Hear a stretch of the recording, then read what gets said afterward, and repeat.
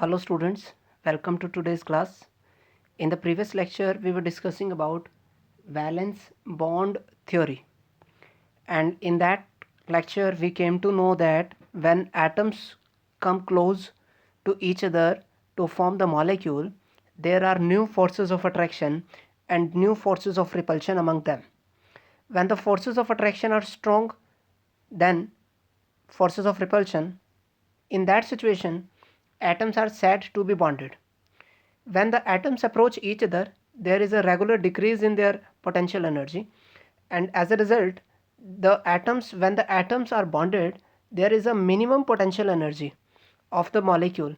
If you decrease the length, if you decrease the distance between the two bonded atom, then potential energy goes exceptionally high, and when you increase that bond length, in that situation also the potential energy increases. Means when the atoms are bonded, only then molecule will have the lowest possible potential energy. It means it will be the in the most stable form. Today we will talk about a new more theory, or I will try to connect this topic from the class 10th. In the class 10th, when you come to know about the type of covalent bond, how the covalent bonds are formed, how the electrons are shared, then you draw a diagram like when hydrogen and hydrogen combine to form H2, means hydrogen single bond hydrogen.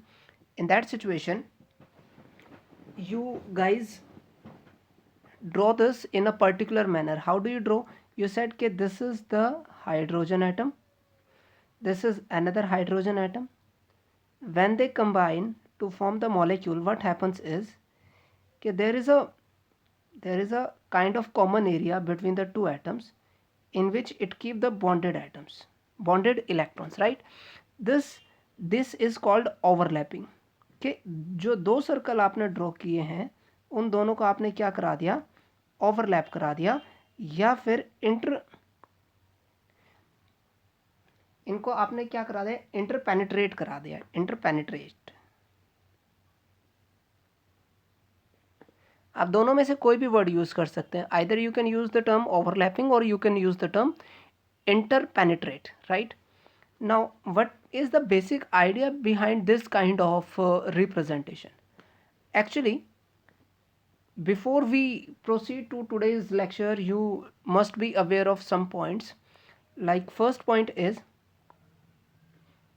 कि Bohr said electrons are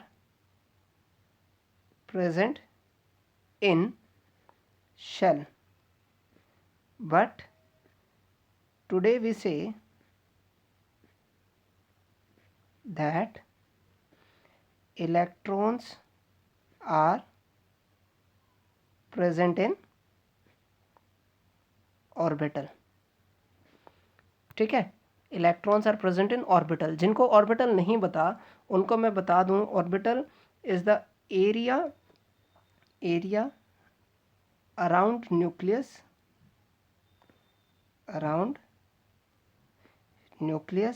where probability of finding the electron is maximum. कि वो area around the nucleus where probability of finding the electron is maximum, that particular area is called orbital. तो electron हमारे लिए अब कहाँ present है, orbital में, and this orbital has some name, and these orbitals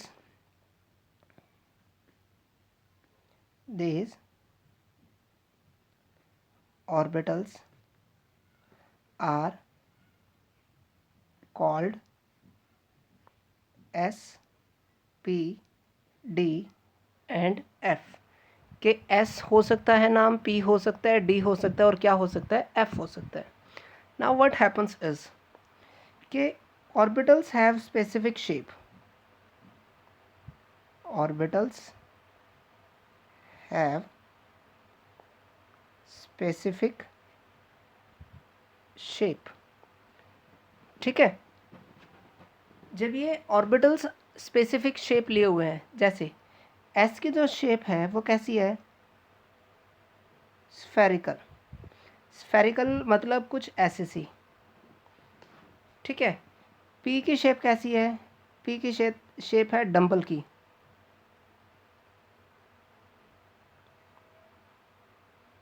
ठीक है, dumbbell shell, dumbbell shape. Dumbbell कैसा होता है, डंबल कुछ यहाँ पर ऐसा सा होता है, ठीक है। पी के ऑर्बिटल कितने होते हैं, पी के 3 ऑर्बिटल होते हैं, one is P X, second is P Y and third is your P Z. P X मतलब कि if this is the X axis, तो एक पी ऑर्बिटल यहाँ होगा ऑन द एक्सिस, एक P orbital on the axis. अगर this is your Y axis, तो एक ऑर्बिटल कहाँ होगा, वाई एक्सिस पर। और if this is your Z axis, एक ऑर्बिटल कहाँ होगा, एट जेड एक्सिस, ठीक है। तो ये शेप आपको याद रख के चलनी पड़ेगी। ऐसे ही हमारे पास होता है डी, डी के डबल डंबल होता है,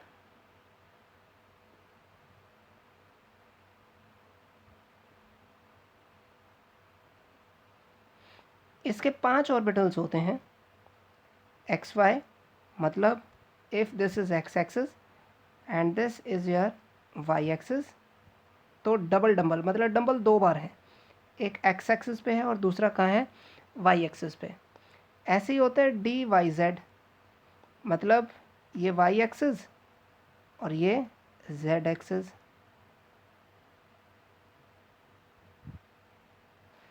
ऐसे ही हमारे पास होता है डी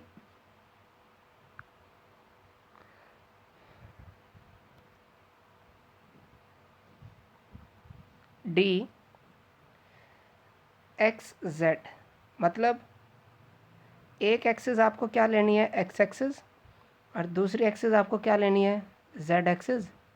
यहाँ पर आप डबल डंबल बना सकते हैं लाइक दिस, ठीक है। ऐसे ही आपके पास कितने हो गए, 3 हो गए। एक होता है X square minus Y square, X square minus Y square, मतलब ये एक्स एक्सिस है, सॉरी ये गलत शेप्स हैं,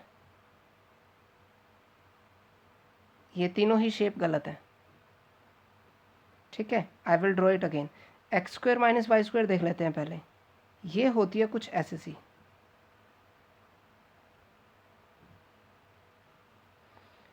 ऐसे ही होता है एक D Z square. If this is Z axis, ये वाई एक्सिस थी, ये जेड एक्सिस है,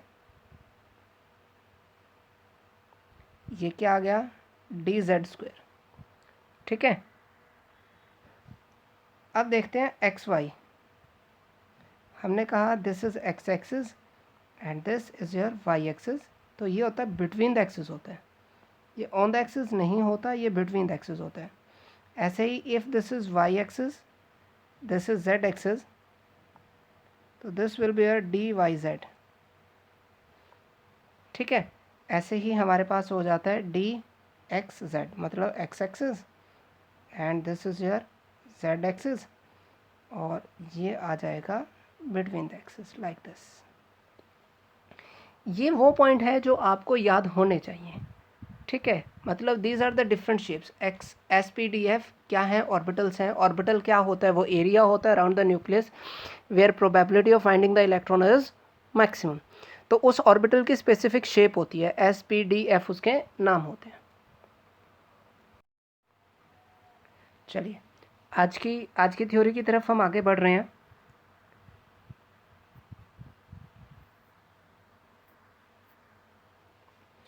आज जो हमारे पास थ्योरी है वो है orbital overlap theory. Orbital overlap theory, orbital मतलब area around the nucleus where probability of finding the electron is maximum, ठीक है। ओवरलैप करेंगे मतलब वो एक दूसरे के साथ ऐसे कुछ आ जाएंगे, इंटरप्रेट इंटरपेनिट्रेट कर जाएंगे, ठीक है। ऑर्बिटल ओवरलैप थ्योरी क्या कहती है? वो कहती है कि to form the covalent bond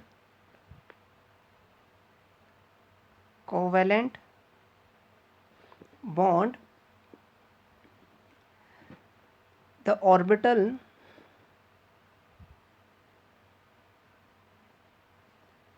having unpaired electron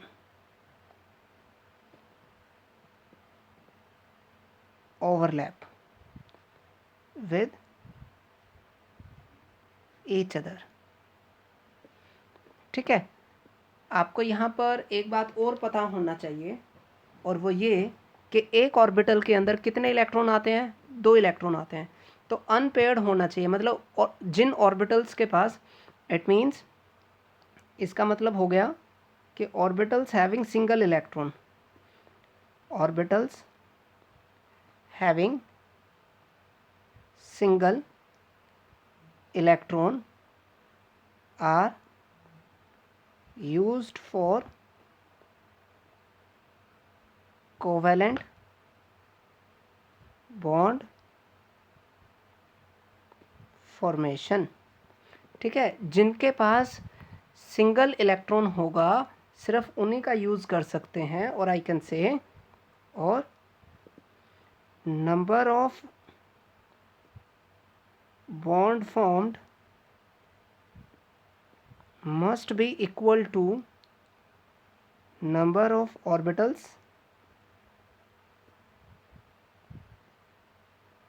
having single electron, ठीक है। उनके पास क्या होना चाहिए? सिंगल इलेक्ट्रॉन होना चाहिए। अब क्या करते हैं देखें, let's start with a very simple example, that is your CH4। यहाँ पर हमें पता है कि हाइड्रोजन फॉर्म्स सिंगल बॉन्ड, ठीक है। सो 4H forms 4 bonds with carbon, ठीक है। तो इसका मतलब हो गया कि carbon must have 4 orbitals with 1 electron, कि उसके पास 4 ऑर्बिटल ऐसे होने चाहिए जिसके पास एक एक इलेक्ट्रॉन हो। कार्बन का कॉन्फ़िगरेशन देखो, कार्बन का एटॉमिक नंबर है 6 के हिसाब से configuration is 1s2 2s2 2p2। अब s के अंदर सिर्फ एक ऑर्बिटल होता है, तो मैंने एक बॉक्स बनाया। p के अंदर 3 ऑर्बिटल होते हैं, अभी बताया था ना, px py और pz। ये s हो गया, लेट मी से this is px, this is py and this is pz। अब s के अंदर कितने इलेक्ट्रॉन हैं? 2 इलेक्ट्रॉन है। कैसे पता चला भाई? कॉन्फ़िगरेशन ने बताया कि s के अंदर 2 इलेक्ट्रॉन है। p के अंदर भी कितने इलेक्ट्रॉन्स हैं? 2 हैं, एक इसमें दिया, एक इसमें दिया। लेकिन अब इसके पास तो कितने हैं? 2 ऑर्बिटल हैं, only 2 orbitals, only 2 orbitals with 1 electron, with 1 electron. It means that only 2 bonds should be formed, only 2 bonds should be formed, but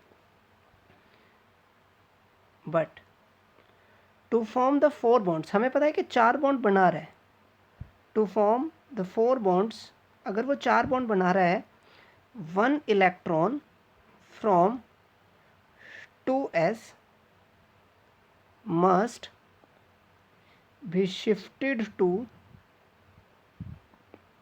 2p so that there are total 4 orbitals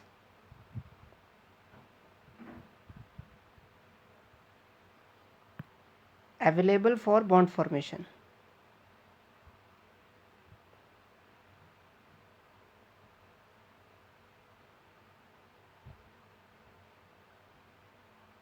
ठीक है, कि चार, अगर देखो कार्बन 4 बॉन्ड बना रहा है, लेकिन कॉन्फ़िगरेशन कहता है कि वो 2 बॉन्ड बना सकता है।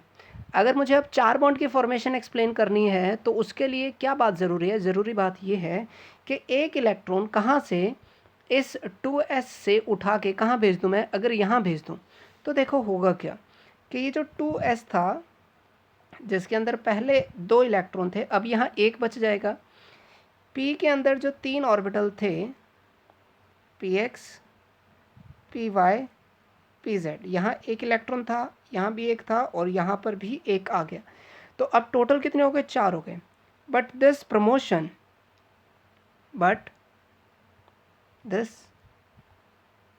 promotion of electron require energy,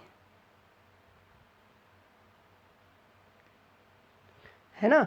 electron को अगर उठा के आपको 2s से 2p में भेजना है तो आपको तो एनर्जी लगानी पड़ेगी। It means this promotion require the energy and this which is compensated bye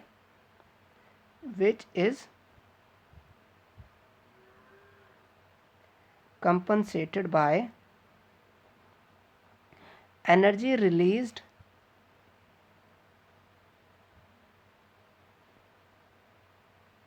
during bond formation। कि भाई हम पिछले कुछ दिनों से लगातार बात कह रहे हैं कि बॉन्ड बनेगा तो एनर्जी निकलेगी, यानी कि वहाँ पर इतनी ज़्यादा एनर्जी निकलेगी कि भाई देखो पहले ये जब 2 बॉन्ड बनेंगे ना, 2 बॉन्ड तो सीधे सीधे बन सकते हैं, यहाँ से इतनी ज़्यादा एनर्जी निकलेगी कि वो एनर्जी यूज़ होगी कहाँ? 2s को उठा के 2p में भेजने के लिए, यानी कि फिर 2 ऑर्बिटल और अवेलेबल हो जाएंगे। 2 ऑर्बिटल और अवेलेबल होने का मतलब है 2 और बॉन्ड बनेंगे, यानी कि टोटल कितने हो जाएंगे? 4 बॉन्ड। इसका सीधा सीधा मतलब हो गया कि वो जो एनर्जी रिक्वायर्ड थी वो कहाँ से कंपनसेट हुई? कि energy released during the bond formation. ठीक है, अब यहाँ से एक बात और हम समझ लेते हैं कि भाई कार्बन ने कितने बॉन्ड बना लिए? 4 बॉन्ड बना लिए। ठीक है, कार्बन ने कितने बॉन्ड बना लिए? 4 बॉन्ड बना लिए। लेकिन जब 4 बॉन्ड बनाएंगे, कार्बन फॉर्म्स 4 बॉन्ड यूजिंग एक तो 2s orbital using following orbital, कि एक ऑर्बिटल कौन सा है? 2s का, और एक है 2px, एक है 2py, एक है 2pz। ये 4 ऑर्बिटल्स हैं। Hydrogen has only 1s orbital.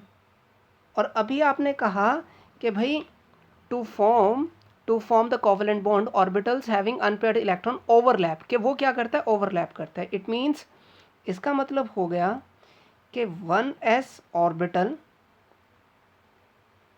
Of hydrogen overlap with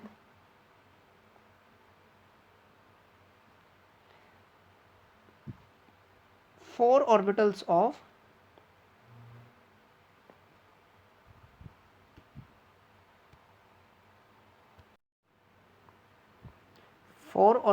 of hydrogen, 4 orbitals of carbon. ठीक है, मतलब एक बार तो वो किसके साथ ओवरलैप करेगा? 2s के साथ, एक बार 2px के साथ, थर्ड टाइम 2py के साथ, और फोर्थ 2pz के साथ। 4 बॉन्ड बन गए। बट व्हाट हैपन्स इज के फॉलोइंग ऑर्बिटल्स, देखो ओवरलैपिंग कौन कौन सी हुई? ओवरलैपिंग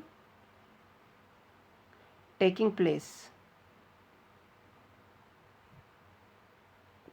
के एक तो है 2s ऑफ कार्बन, और यहाँ पर लिखूँगा मैं of hydrogen. 2s of carbon overlap with 1s।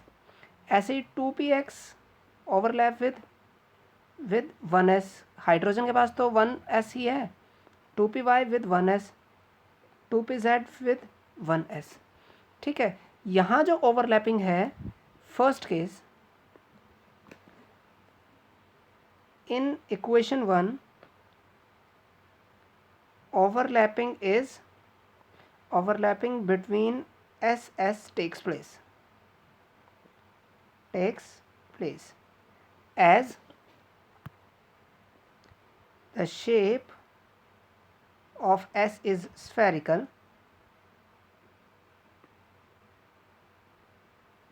it means hydrogen can approach from any direction. ठीक है, वो किसी भी डायरेक्शन से आ सकता है. लेकिन सेकेंड इक्वेशन में देखें, in equation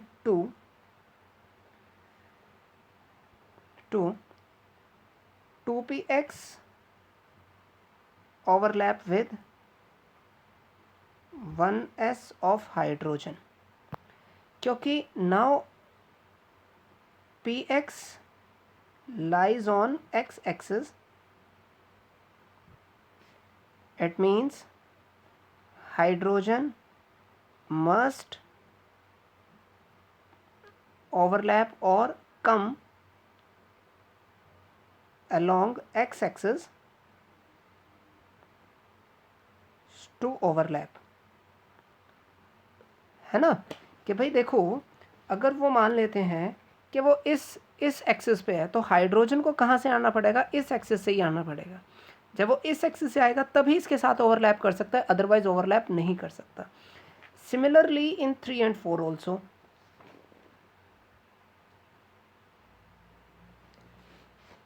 same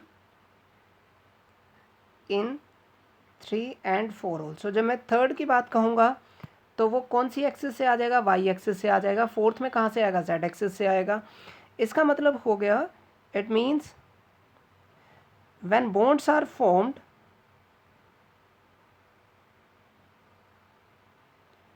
bonds are formed due to orientation in the space, orientation of orbitals in space, the bond formed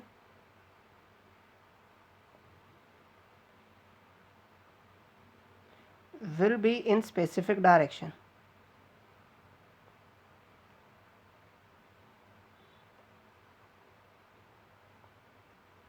कि वो जो बॉन्ड बनेगा वो एक स्पेसिफिक डायरेक्शन में बनेगा, विच रिजल्ट्स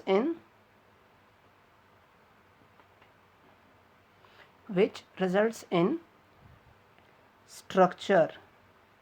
देखो ना, अब तक स्ट्रक्चर ऑफ मॉलिक्यूल. अभी तक हम कह रहे थे भाई वेस्पर थ्योरी के बेसिस पे स्ट्रक्चर बता सकते हैं, AB2 का ये होगा, AB3 का ये होगा, AB4 का ये होगा. लेकिन क्यों होगा, इसका आंसर कहाँ से निकल के आया, ऑर्बिटल ओवरलैप थ्योरी से. कहाँ से निकल के आ रहा है, ऑर्बिटल ओवरलैप थ्योरी से. ये थ्योरी क्या मानती है, थ्योरी मानती है कि भाई एक स्पेसिफिक डायरेक्शन से आना चाहिए ऑर्बिटल, तभी जाकर बॉन्ड बनेगा. यानी कि अगर px के साथ बॉन्ड बनाना है तो हाइड्रोजन को एक्स एक्सिस पे आना पड़ेगा, अगर वाई एक्सिस के साथ बॉन्ड बनाना है तो उसको वाई एक्सिस पे आना पड़ेगा. जब एक स्पेसिफिक डायरेक्शन में होगा तो वहाँ से स्ट्रक्चर बन के आएगा. ठीक है, तो ऑर्बिटल ओवरलैप थ्योरी की सबसे बड़ी एप्लीकेशन क्या है कि ये हमें क्या बता सकती है कि किसी चीज़ का कोई स्पेसिफिक डायरेक्शन क्यों है. Answer to that question is कि भाई ऑर्बिटल स्पेसिफिक डायरेक्शन में थे, क्योंकि ऑर्बिटल स्पेसिफिक डायरेक्शन में थे तो जब वो बॉन्ड बनाने गए तो वो उसी डायरेक्शन में अप्रोच किया, जिसकी वजह से बॉन्ड एक डायरेक्शन में बना हुआ है, जिससे स्ट्रक्चर बनता है. ठीक है, so this is your orbital overlap theory. When we will meet next time we will talk about the kind of overlapping. यहाँ तो हमने कहा ना ओवरलैप करेगा, लेकिन वो कितने अलग अलग टाइप का ओवरलैप है. ठीक है, और ऑर्बिटल ओवरलैप थ्योरी की जो है लिमिटेशन क्या है, इसके बारे में भी हम बात करेंगे next time. So till then, study hard. Don't forget to like, share and subscribe. In case of any doubt, call me directly or you can leave the comments also. ठीक है, मिलते हैं next time.